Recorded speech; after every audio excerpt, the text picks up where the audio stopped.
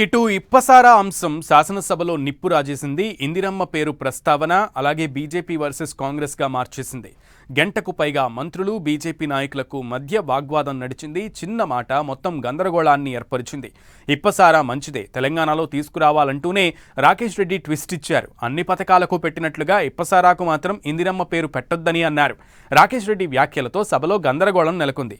రాకేష్ రెడ్డిపై మంత్రులు ఫైర్ అయ్యారు. ఇందిరమ్మ పేరును ప్రస్తావించడంపై అభ్యంతరం వ్యక్తం చేశారు. రాకేష్ రెడ్డి వెంటనే క్షమాపణలు చెప్పాలని మంత్రులు డిమాండ్ చేశారు. రాకేష్ రెడ్డి మహిళలను కించపరుస్తున్నారని మండిపడ్డారు.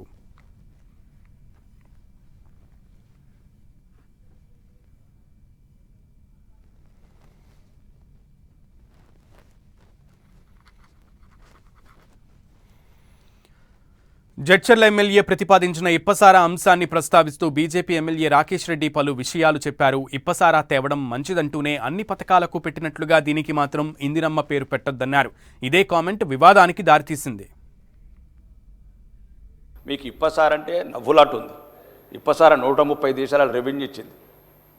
ఈ రాష్ట్రం గురించి కొద్దిగా మీరు ప్రపంచం గురించి తెలుసుకొని మాట్లాడండి. ఇప్పుడు సోదరుడు చెప్పిండు, ఏ దేశంలో ఫ్రాన్స్లో ఏం వాడుతున్నారు, ఇంగ్లాండ్లో ఏం వాడుతున్నారు, దాని పేరు నీకు ఇప్ప ఉండొచ్చు, టకీలా ఉండొచ్చు. ఒకవేళ దాని బ్రాండ్ తయారు చేసి దయచేసి ఆ ఇందిరమ్మ పేరు మాత్రం పెట్టకండి, ఏదైనా మంచి పేరు పెట్టుకుందాం.